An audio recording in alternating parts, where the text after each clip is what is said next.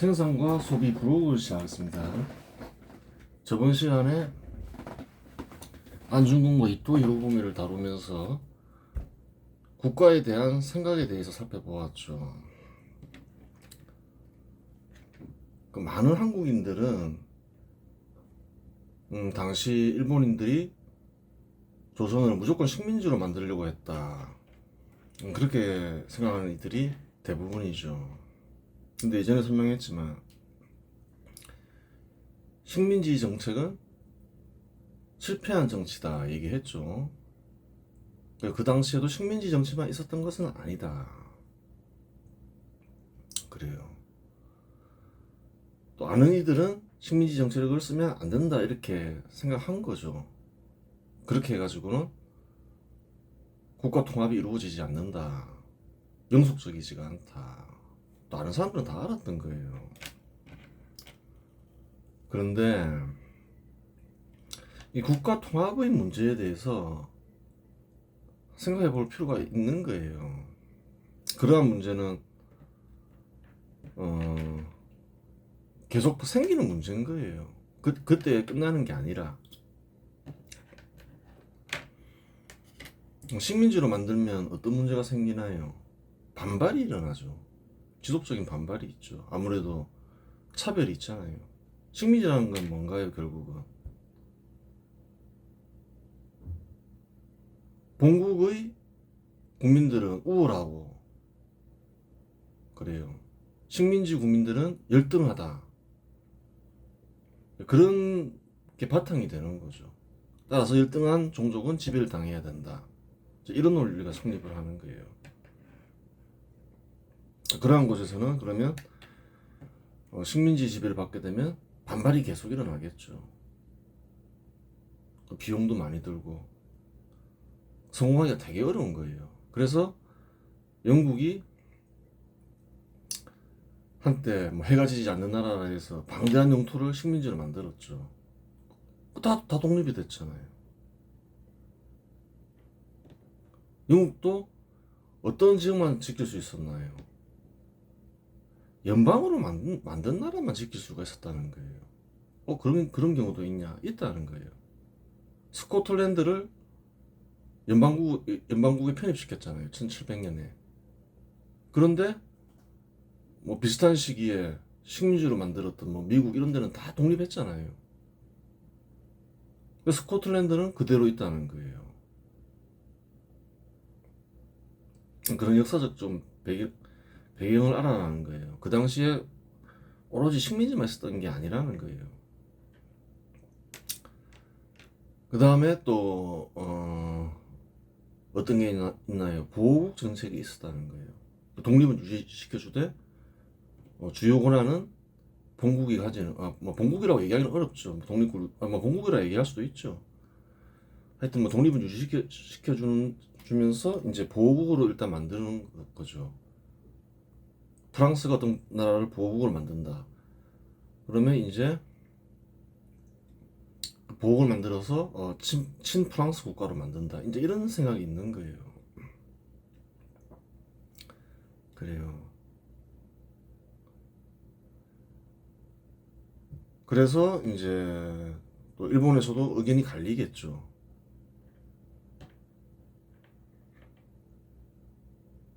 그 조선을 연방에 포함시켜야 된다. 안 된다. 식민지를 만들어야 된다. 이런 이제 걔네들이 엇갈리는 거예요. 근데 아는 사람들은 아는 거죠. 식민지 정책 쓰면 결국 하나로 통합할 수 없다. 역사에서 그런 경우는 많죠. 꼭 이 시대만 아니더라도 식민지를 만들면 다 독립하잖아요. 반발하고 이제 그런 거를 이제 아는 건데, 근데 이런 게 있는 거예요. 어떤 부분이 있냐면 어떤 경우에 연방으로 할 수 있을까요? 다 똑같은 문제는 연방을 하게 되면 한 국가니까 모든 권리와 의무가 동일해지겠죠. 한국도 이제 북한과 통일을 생각할 수 있잖아요. 그럼 어떻게 되나요? 현 시대에서 생각해 보라는 거예요. 누가 손해냐는 거예요. 잘 사는 곳이 손해인 거죠.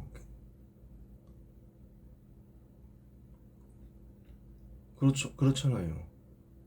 수많은 이제 실업자들을 해결해야 되고 어떻게 또 그 사람들에게 소득을 보장할 거냐는 거예요. 그 답이 안 나온다는 거예요. 이 격차가 있을 때는.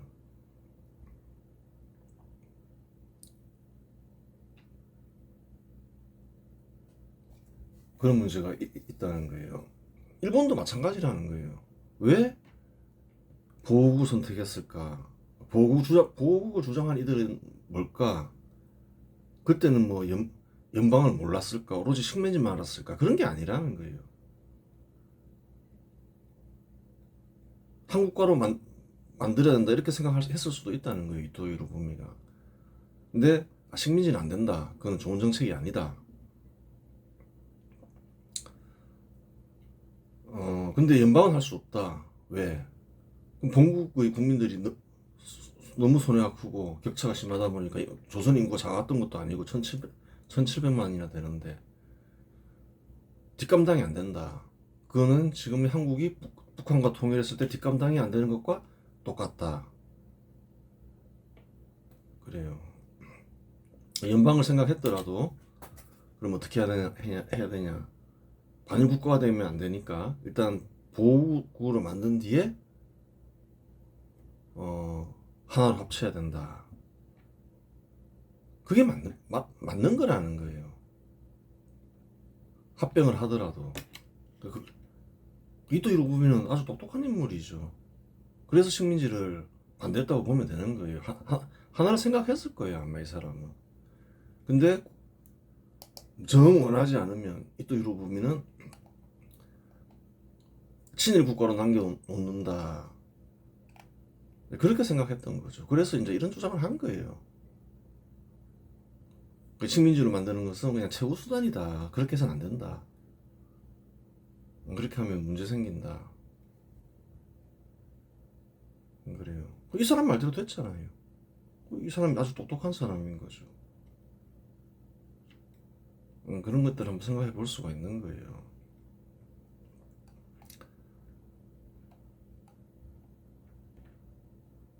그래요. 이또 히로부미는 어떤 사람이었을까? 이 글을 쓰니까 보기에는 한국인들은 위장술이다 이러지만 꼭 그런 게 아니라는 거예요. 일본의 이익을 위해서라도 사실은 식민지 정책을 쓰는 것보다는 결국은 연방국을 만드는 게 맞다는 거예요. 안 그러면 실패한다는 거예요. 일본은 실패했잖아요. 이또 히로부미 말 안 들어서. 그래요. 이또 히로부미는 메이지 유신에 적극 참여하며 총리를 4번 할 정도로 일본 내에서 영향력이 크며 개혁 개방의 전문가이기도 했다. 그 사실인 거죠. 따라서 식민지파 인사인 군인 출신 데라우치 마사타케보다 이또 히로부미가 조선인들에게 더 이로운 인물이었다. 이 사람은 실제로 이제 개혁 개방을 하러 온 인사라는 거예요. 그래서 이제 고종 선택이 잘못됐다고 하잖아요. 막 내전 일으키면서 그 엿먹인 건 잘못된 거였다는 거예요. 그냥 자기가 그냥 입헌군주제 실시하고 자기 권한을 내려놨으면 이 인물은 그렇게 하라고 했을 거라는 거예요. 그 사람 발언을 살펴봐도 그렇고 그렇다는 거예요. 그 사람 영향을 봐도 그렇고 다 자기랑 똑같은 수준으로 생각한다고 생각하지 말라고 했죠. 또한 조선이 일본의 식민지가 되더라도 그런 사람이 총독이 되면 조선인의 실력을 양성하기 용이하다. 이건 다 했던 거고 저번에 했던 거고 여기서부터 보면 되죠. 사람들이 꿈은 저마다 다르다. 이또 히로부미는 무엇을 생각했을까 생각해야 된다는 거예요. 이또 히로부미는 총리를 4번 지낸 인물이다. 당시 가장 실력가였던 거죠. 실권이 있는 사람이었던 거예요. 본국의 총리는 한국으로 치면 대통령에 해당되고 그렇죠. 당시 본국의 총리는 그렇죠. 속국의 통감은 대통령의 지위를 받는 장관에 해당된다. 근데 총리 하던 4번 한 사람이 장관의 자리로 내려온 거잖아요. 이 사람이 왜 내려왔을까 생각해보라는 거예요. 이 사람의 이제 행적과 생각을 검토한 뒤에 이토 히로부미가 총리보다 낮은 지위인 통감을 자처하며 조선에 온 이유가 무엇일까? 그는 메이지 유신의 주역으로 일본에서 3차 인류혁명을 완수하여 이미 당시에 일본인들이 영웅이었다. 당시에 이미 일본인의 영웅이었다는 거예요. 강대국으로 만들었잖아요. 세계의. 조선과 다를 바 없었는데 그 시대에 이미 만들었다는 거예요. 열광하죠. 아시아에서는 비슷한 사례가 태국밖에 없죠. 근데 훨씬 태국은 강자로 떠오르지 못했지만 일본은 강자의 자리까지 차지한 거 아니에요. 영웅이 되는 거죠. 아마도 그는 조선에서 자신의 경험을 살려 조선에서도 3차 인류혁명을 완수하여 조선인들의 영웅도 되고 싶어 했던 것 같다. 그 주장하는 바를 보고 그러면 이 사람은 꿈이 있었다는 거예요. 다 자기랑 똑같은 꿈을 꾼다 생각하지 말라는 거예요.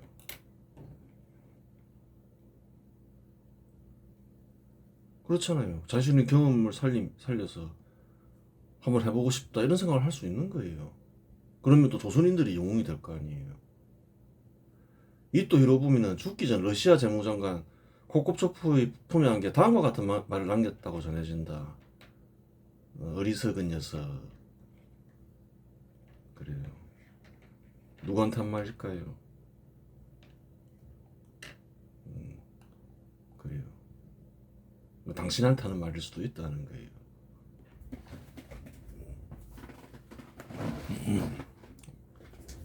1905년부터 1910년 사이 고종과 고종의 밀지를 받은 유생과 관리는 일본 정부에 맞서 내전을 일으켰다. 정리를 해야 되겠죠. 유생과 관리가 중심이 돼서 내전을 일으켰다는 거예요. 이는 조선의 3차 인류혁명 반발 세력과 일본의 3차 인류혁명 세력이 격돌한 사건이다. 그렇죠. 조선의 3차 인류혁명 반발 세력은 3차 인류혁명 1차 반발 세력에 해당된다. 그렇죠. 유생과 관리는 조선에서 신분이 높은 이들이었죠. 반개혁, 반개방 인사들이 중심이 됐죠. 이 전쟁에서 3차 인류혁명 1차 반발 세력은 대패하고 소탕됨으로써 이후에 한국 역사의 무대에서 3차 인류혁명 1차 반발 세력은 사라진다. 그래요. 어떻게 사라지게 됐을까? 다른 나라와 비교해서 한번 살펴보라는 거예요. 역사적으로 중요한 사건들이라는 거예요. 수천 년간 신분 제도가 있었는데 현 시대에는 어쨌든 형식적으로 완전히 폐지됐잖아요. 또 요즘에는 막 특정 신분에게 이익을 주려 하면서 신분 제도를 다시 부활시키려는 이들이 있죠. 반발 세력이죠. 있지만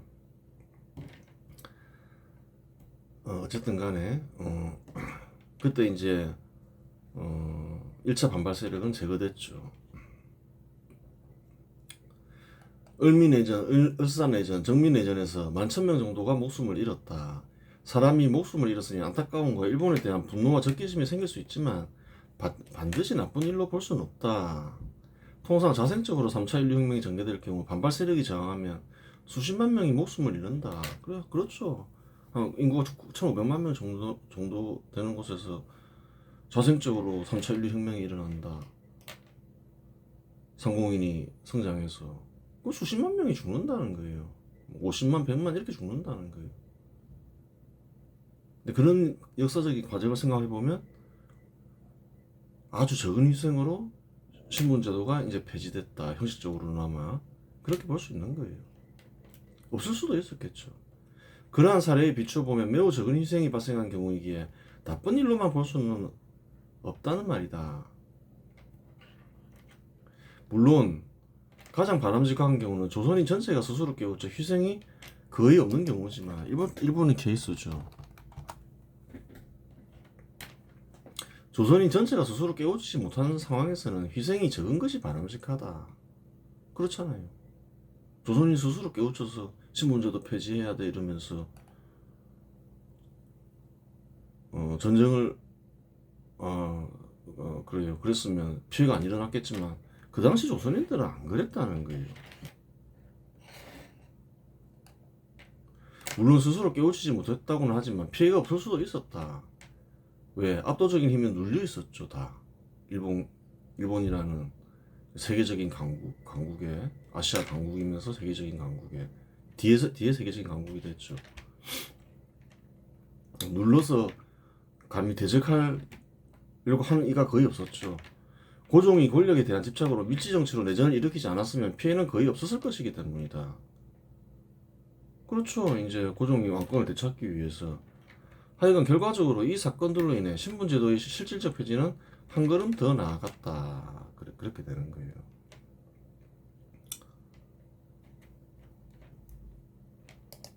손쉽게 신분제도가 형식적으로나마 다 폐지된 거죠. 수천 년 동안 신분제도가 있었는데 사라진 이유를 궁금해하지도 않는다는 거예요. 한국 사람들은. 아, 이런 과정이 있었구나. 이런 역사가 있었다는 거예요. 그런 게 중요한 사건인데, 역사에서. 해외에는 개혁파 인사들 중 독립파 인사들이 일본 정부에 맞서고 있었다. 미국에 거주하는 조선인들은 교회를 중심으로 뭉치면서 조선의 개혁과 독립을 꿈꿨다. 암살 사건이 일어났잖아요. 전명훈과 장인환 둘 모두 조선인 노동자 출신으로 한인교회를 다니던 인물이다. 한인교회는 당시 조선의 개혁과 독립을 중시하며 독립자금을 모으고 조선인들에게 한국어와 역사를 가르쳤다. 그래요. 미국에서는 미국에서 자유롭잖아요. 독립운동하는 게. 교육 실력 양성하기도 쉽고 독립운동을 하기가 쉽죠. 또 한반도하고는 또 다른 분위기인 거예요. 그런 역사적 배경을 알아야 이해가 되는 거죠. 그래요. 이제 다른 챕터로 넘어가는 거죠. 2차 한국의 3차 인류혁명 반발 세력과 3차 인류혁명 반발 세력. 그래요. 농업 중심의 사회에서 신분제도가 바탕이 된 농업 중심의 사회에서는 신분이 높은 사람들이 반발 세력이 되죠. 신분제도가 있으면 좋으니까. 또 농업이 산업을 지배해야 된다 생각하니까 상공업을 천시하고 그런 생각이 있었잖아요. 그런 세력만 제거하면 끝났는 줄 알았는데 또 그게 아니더라. 또 새로운 반발 세력이 등장하죠. 이런 부분에 대해서 살펴봐야 되는 거죠. 2차 한국의 3차 인류혁명 세력은 일제 식민지 시절의 한국인으로서 3차 인류혁명을 꿈꾸던 사람들로 구성된다. 그래요.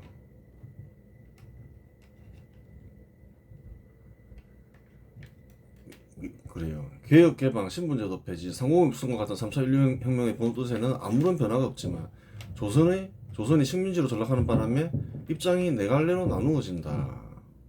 2차 한국의 3차 인류혁명 세력은 뭐라고 규정 지으면 될까요? 반발 세력에 맞서는 사람이죠. 새로운 3차 인류혁명 반발 세력에 맞서는 세력을 2차 한국의 3차 인류혁명 세력으로 규정하면 된다는 거예요. 근데 이런 사람들은 또 나누어진다. 아직 투쟁하기 전이죠. 첫 번째는 일본 정부에 협조해서라도 3차 인류혁명을 달성하자는 입장이다. 박용렬 같은 사람이 있는 거죠. 1세대 인사로는 갑신정변에 참여하고 그들과 뜻을 함께 했던 박용렬과 윤치호 같은 인물이 있다. 또한 1세대 인사의 가르침을 받은 2세대 인사인 이용우나 윤시병 같은 인물도 있다. 그렇죠. 윤시병은 독립협회에 참여했던 인물이죠. 근데 일본 정부에 협조하자 이런 쪽으로 가는 거죠. 물론 이에 해당하는 인사는 조선인들의 실력 양성도 중시했다. 조선인들을 교육시켜야 된다. 이런 거 하는 거죠. 실력을 키워야 된다. 머리 짧게 자르고 후계적 기준에 맞추고 그래야 된다. 그런 주장을 하는 이들이라는 거예요. 윤치호는 사실은 또 처음부터 일본 정부에 협조한 건 아니죠. 처음에 독립운동을 했죠. 계몽운동을 했어요. 고생도 했죠. 간판 가서. 두 번째는 일본 정부에 협조하지 않고 조선인의 실력을 양성하자는 입장이다. 이들은 조선인 종족이 주축이 되는 민족국가를 꿈꾸지만 우선은 실력 양성에 힘쓰자는 말이다. 그렇죠. 실력이 너무 안 된다. 답이 안 나온다. 뭐 독립할 수 있는 방법이 없다. 뭐 무력적으로 봐도 그렇고 이런 경우에는 실력을 키워야 된다. 그 바른 방법인 거죠. 1세대 인사로는 안창호와 윤치호가 있다. 윤치호는 초기에는 두 번째에 해당되다가 입장을 첫 번째로 바꾸기 때문에 두 경우에 모두 속한다. 그렇죠. 한 20년까지는 1920년까지는 독립운동을 하면서 계몽운동을 하죠. 안창호는 1907년 신민회를 조직하여 민족의 실력을 키우고자 했다. 그는 교육을 통한 민족정신 함량을 중시하며 평양의 대성학교를 정주의 오선학교를 세우는 데 기여했다. 그는 점진적 실력 양성론을 주장하며 독립을 위한 준비를 강조했다. 그랬고 윤치호는 초기에는 독립협회에서 활동하며 개화사상을 지지했다. 이후에는 민족의 실력을 먼저 키워야 한다는 실력 양성 운동에 적극적으로 참여했다. 근데 이제 감방 가죠. 1세대 인사로는 이제 이런 인사가 있고 2세대 인사로는 이광수와 김성수가 있다. 2세대 인사도 생기는 거죠. 확산되는 거죠. 이광수는 소설가로 알려져 있는데 민족 개조론을 주장했다. 그래요. 실력을 양성해야 하는데 우리가 우선 계속 우리가 문제가 많다. 개조돼야 된다. 이렇게 생각하는 거죠. 이광수는 당시 한국인은 정신적으로나 육체적으로나 사회생활에 있어서 결함이 많기 때문에 스스로 정신적, 육체적, 사회적 결함을 고쳐야만 민족의 독립과 발전을 이룰 수 있다고 주장했다. 좀 이런 고대 농경국가의 생각을 버리고 좀 이렇게 현 시대에 맞는 생각을 하면서 실천하자. 이런 거죠. 사람이 바뀌어야 된다. 이 상태로는 뭐 답이 안 나온다. 이렇게 본 거죠. 계몽운동을 한 거죠. 실력 양성 운동을 한 거죠. 김성수는 경성방직을 설립하고 보성전문학교를 인수하여 교육에 힘쓴다. 두 가지를 하더라. 이 사람은 사업체를 만들고 학교를 만들어서 교육시키더라. 실력을 기르기 위해서는 조선인 중심의 사업체를 육성해야 한다고 생각했는데 이는 탁월한 생각이다. 한국인들이 이제 사업체를 조직해야 된다. 우리 또 상공업에 직접 뛰어들자. 그런 생각인 거죠. 사업체를 키워야지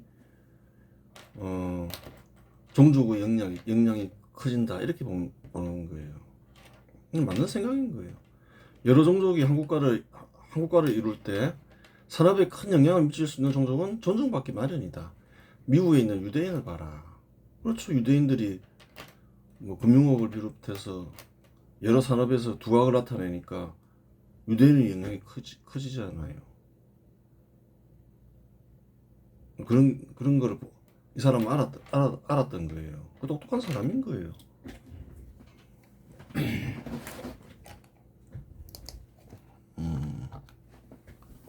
현 시대 자판사들보다 훨씬 나은 거죠. 세 번째는 독립에 중점을 두는 입장인데 외교 활동을 통해 독립을 달성하고자 한다. 1세대에서는 서재필이 대표적이다. 그렇죠. 서재필은 미국 내 한인들을 규합하고 대한민국 임시정부의 외교 활동을 지원하며 독립운동을 했다. 서재필은 실제로 했다는 거예요. 1세대 인사이죠. 그래요.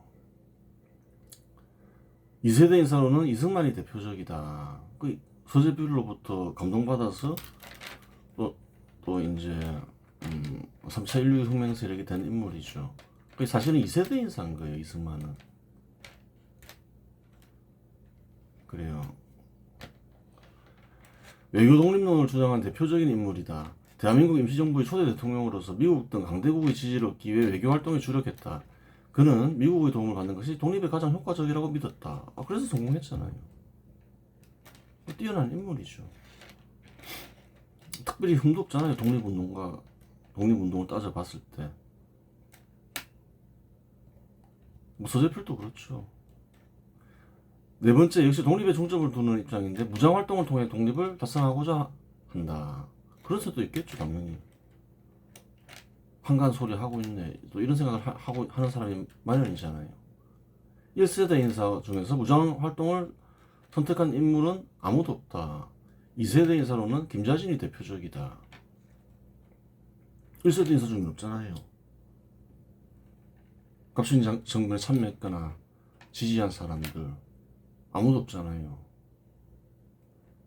조선에서는 당시에 굉장히 존경받는 인사들이었죠. 비록 실패해서 식민지가 됐지만. 그래서 그걸 알아야 되는 거예요. 한국인들이 독립을 하는데 뭐 무장투쟁 뭐 이런 거 안 하잖아요. 한 게 거의 안 보이잖아요. 1910년 이후에 거기에는 이제 그 전에 소탕이 되면서 일본이 이제 일본의 경계심이 높아졌죠. 통제도 있지만 또 다른 이유가 있다는 거예요. 이 존경받는 사람들이 그런 걸 원하지 않았다는 거예요. 이승만님 독립운동했다지만 그 무장투쟁을 원했냐는 거예요. 한반도 내에서요. 그런 주장을 안 했다는 거예요. 서재필도 그렇고 일단 실력 양성해라. 한반도 내에서는 자기 삶을 살아라. 그래요. 그런 배려가 있었기 때문에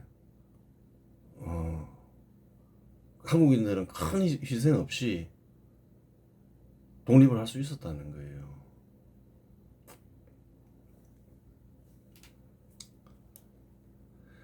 그래요. 김자진은 1906년 사제를 틀어 호명학교를 설립하여 수학, 과학, 지리 등 실용적인 근대학문을 가르치겠다. 그래요. 젊은 나이인데 돈이 많았죠. 또한 1905년 17세에 노비문서를 불태운 것으로도 유명하다. 물론 1894년 법적으로 신분제도가 폐지가 되었기 때문에 법적으로는 노비문서는 아무런 의미가 없지만 노비들이 신분을 세탁하는 효과가 있다. 그래요. 문서가 남아있으면 그렇잖아요. 저 사람 예전에 노비였다 이럴 거 아니에요. 신분 세탁을 해주는 거죠. 그런 효과는 있다는 거예요. 법적으로는 무효지만 노비 문서는 이제 이미 1905년 되면 돈이 많았죠. 안동김 씨 지주의 아들이었죠. 그래요. 이 무렵 때문에 이제 그 아버지가 죽어서 그에게 이제 가장이 됐다는 거예요. 그러면서 이제 이런 조치를 취했다. 그래 이 시기를 보면 훌륭한 사람인 거예요. 사실 이런 일을 했기 때문에 김자진은 독립운동가로 볼 수 있는 거예요. 전쟁 이런 거는 뭐 그렇게 큰 의미는 없다는 거예요. 1910년 신민회에서 활동하다 체포된 김자진은 17년형을 선고받았는데 그 신민회에서 활동하면서 큰 희생도 치렀죠. 1919년에 특별을 사면된 뒤 만주에 있는 대한정부에 가입하여 무장항쟁을 하게 된다.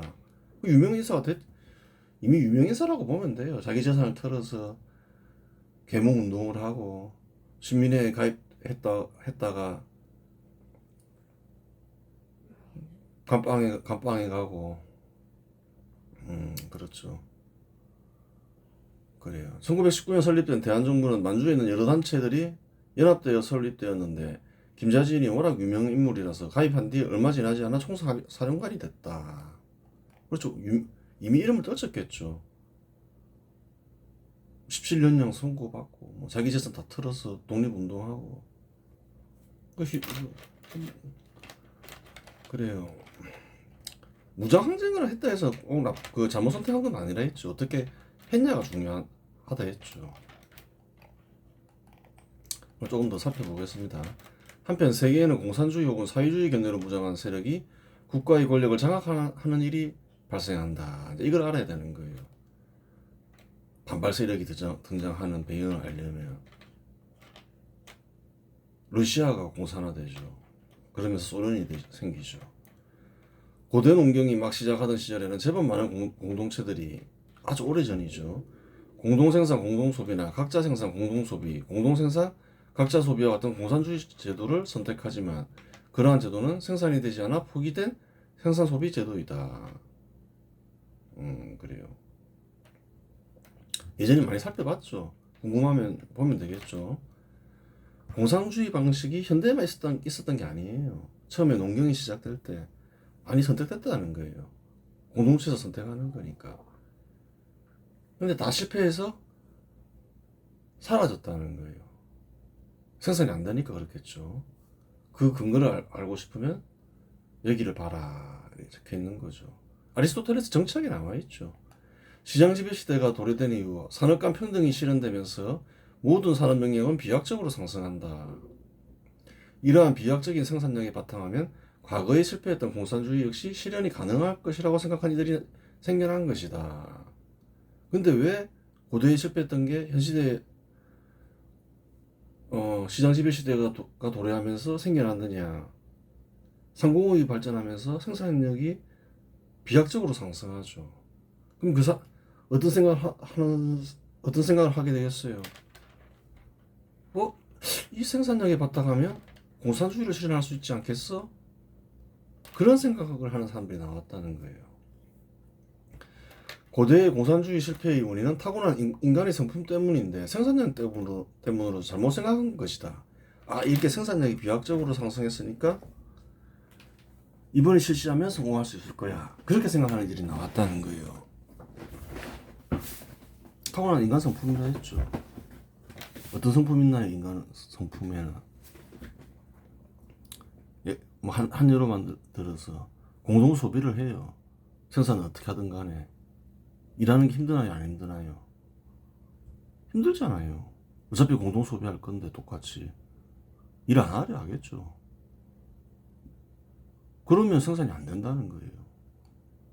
그러니까 다 멸망한다는 거예요. 그것은 무엇이 탓인가요? 생산력이 탓이 아니라는 거예요. 타고난 인간의 성품 탓이지.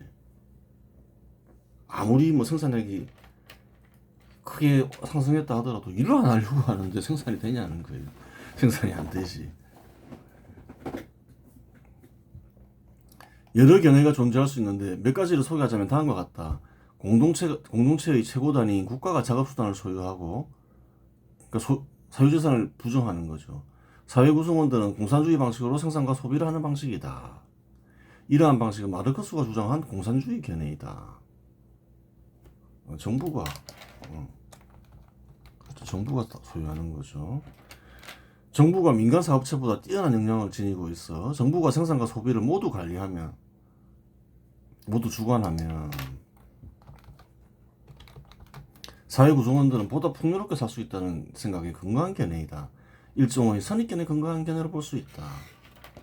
그렇다는 거예요. 공직자죠. 공산당이 정부를 지배하고, 달리 얘기하면 또 공산당 당원이 정부가 되고, 공직자가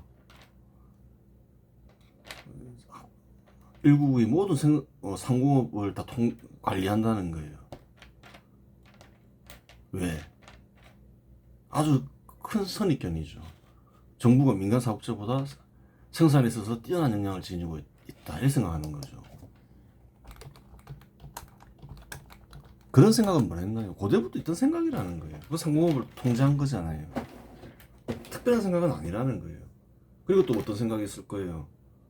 민간 사업체는 악이다, 정부는 선하다. 그것도 뭔가요? 그것도 선이죠. 고대부터 보면 정부가 관리를 권력을 가지고 얼마나 많이 수탈했나요? 둘 다 선입견에 근거한 것이다. 잘못된 것이다.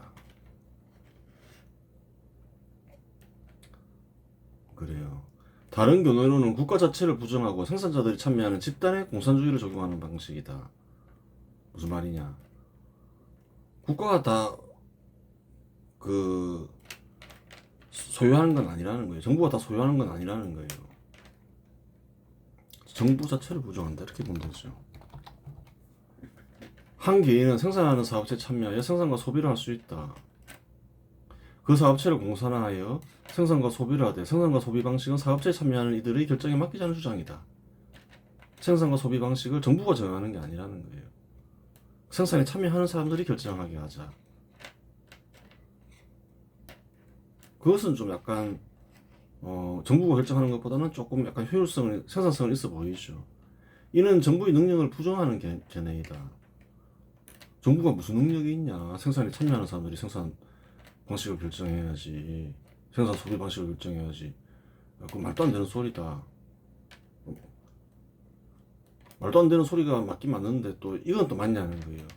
이러한 견해를 통상 아나키즘이라고 하는데, 이 견해의 가장 치명적인 문제는 사회 구성원들 간 분쟁이나 범죄가 발생했을 때 정부 없이 해결할 수 있는 방식이 없다. 그렇죠. 정부가 없으면 분쟁과 범죄는 누가 해결하냐는 거예요. 사업체를 공산화하면 이상사회가 실현되어 분쟁이나 범죄가 사라진다는 선입견을 지니고 있음을 알 수 있다. 사업체를 공산화해도 마찬가지라는 거예요. 똑같은 문제가 발생한다는 거예요. 타고난 상품 때문에. 100명이 모여서 우리 공동생산 공동소비하자. 이건 공동주의 것이다. 마찬가지로 또 생산이 안 된다는 거예요. 타고난 인간의 성품상. 거기에다가 여기는 정부가 없으니까 분쟁이나 범죄를 해결할 수 있는 기관이 없잖아요. 또 그런 기관을 만들면 또 정부가 생기는 거잖아요. 모순에 빠지는 거죠. 근데 이제 아나키즘을 주장하는 사람들은 이런 곳에서는 분쟁이나 범죄가 없는 지상천국이다 이렇게 생각하는 거죠. 틀린 견해인 거죠. 둘 다 틀린 것이긴 한데 실현하는 방식에 따라 위 두 가지는 또다시 세 가지로 갈라진다. 총 그러면 6가지가 되겠죠. 한쪽은 근로자 신분과 같이 대중을 계몽시켜 폭동이나 반란과 같은 소요를 일으켜 정부 권력을 장악하여 실현하는 방식이 있다. 이 방식이 뭔가요?